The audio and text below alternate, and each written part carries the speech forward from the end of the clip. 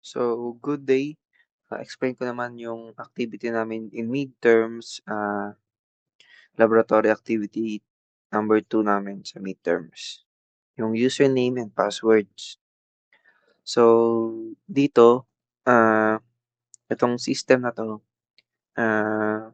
ay isang registration system, kung saan ang user is mag-e-enter ng full name, username, or yung role niya, admin ba siya or user, at password. May kasama itong validation para hindi makapag-register yung user kung mali ang format ng password o mali ang inputs. So, yung pinaka-main function ng system, kinukuha yung full name at username. Pinapapili ang user kung admin o user. 3 attempts lang siya. Then, pinapa-check kung valid yung password, minimum 8 characters, uppercase, lowercase, number, special characters. Retype yung password para siguradong match siya. And then, match siya. Then, kapag pasado lahat, lalabas yung message na successful registration. Kapag lumagpas ng 3 attempts sa kahit anong step, mag-e-exit yung registration system natin. Then, so explain ko sa inyo yung function of every code dito sa registration system, username and password. So, ito, this registration is gumagawa ng function para sa buong registration process.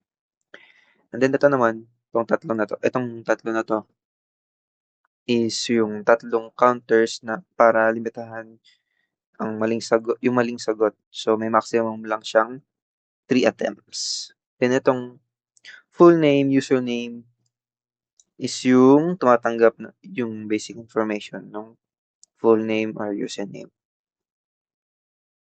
So ito namang while loop natin is loop para pilitin ang user na tama ang role niya. And then kung mali ang sagot niya, magdadagdag na attempts. And then automatic exit after 3 wrong tries. Then itong while loop na passwords na to is tatawagin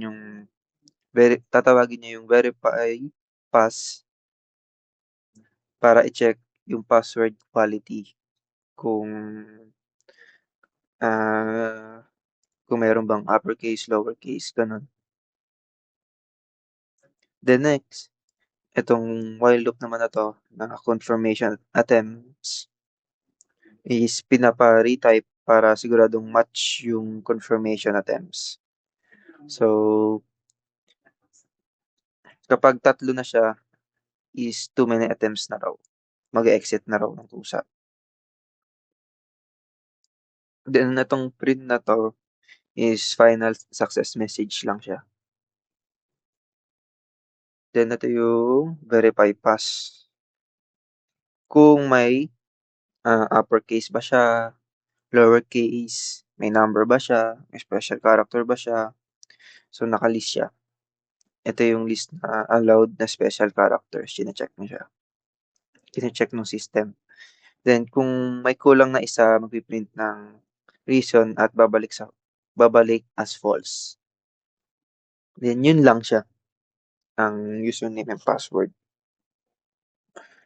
At so, yun lang yung lab activity number 2 namin sa midterm. So, thank you.